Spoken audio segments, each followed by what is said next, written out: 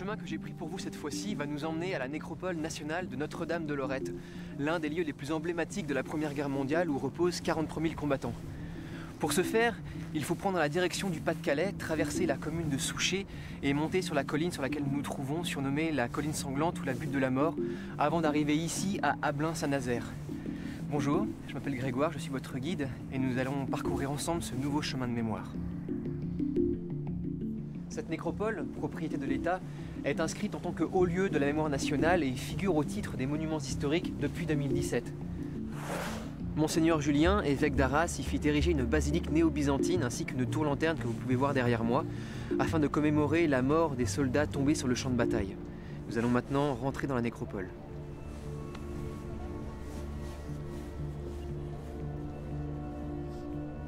Elle regroupe les dépouilles des soldats morts pour la France lors des combats de l'Artois de 14-18. C'est la nécropole nationale la plus importante, dont les tombes sont une sépulture permanente entretenue par le ministère des Armées. Le petit cimetière, construit en 1915, est devenu un lieu symbolique après la guerre. Et dès 1920, il fut agrandi pour pouvoir accueillir les corps des soldats français de plus de 150 cimetières des fronts de l'Artois, de l'Isère et du littoral belge. Il regroupe aujourd'hui plus de 43 000 corps dans 20 000 tombes individuelles et 8 ossuaires, sur une superficie de 25 hectares. D'autres soldats étrangers, belges, russes ou roumains y reposent également, et plus tard on y inhuma aussi les corps des soldats français morts en 39-45. Sur ces images aériennes, vous pouvez vous rendre compte de l'immensité de ce lieu. Regardez au nord-ouest, la haie marque l'extrémité de l'avancée allemande. Vous pouvez aussi voir deux grandes allées bordées de tombes individuelles qui, en se croisant, forment une grande esplanade où nous nous trouvons, où se déroulent les cérémonies. De part et d'autre se dresse la tour-lanterne et la basilique.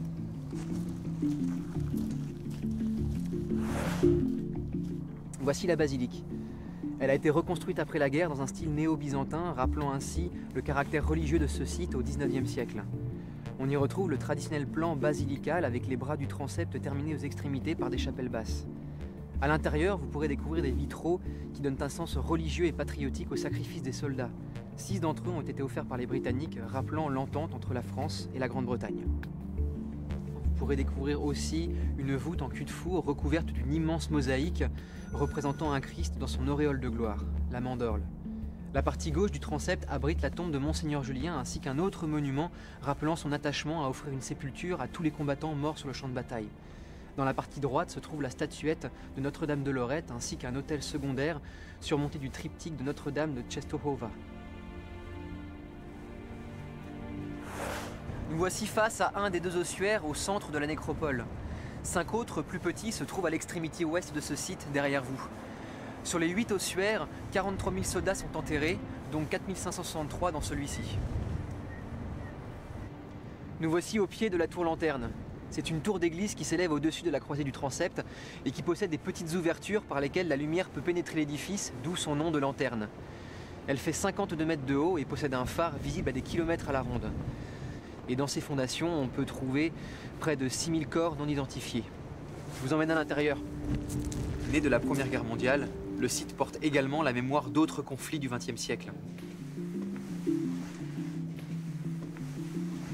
Dès qu'on rentre, on découvre la crypte où sont rassemblées les cendres des déportés disparus des camps nazis.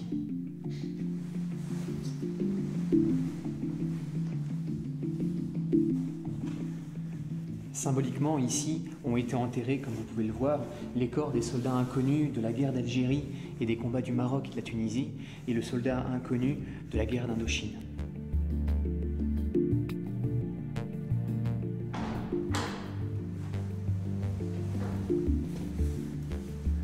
Au premier étage de la tour, vous pourrez découvrir ce petit musée qui retrace les principaux événements qui se sont passés ici. Et derrière vous, ces panneaux, dont les informations sont denses, permettent de mieux comprendre l'historique de ce lieu.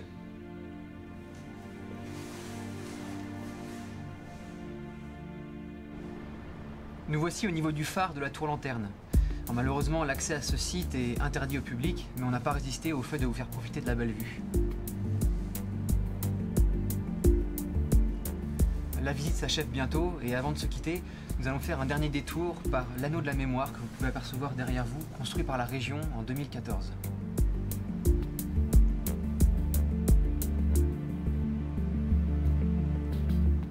Ici sont inscrits les noms des 580 000 soldats de toutes nationalités morts en Artois et en Flandre. Cela marque l'internationalisation de ce conflit. Pas très loin, quand vous viendrez, vous pourrez découvrir également les sites de Vimy, les cimetières allemands et tchécoslovaques de Neuville-Saint-Vaast et le cimetière britannique de Souchez. Voilà, la visite est terminée et j'espère vous retrouver très vite pour un nouveau chemin de mémoire. Au revoir.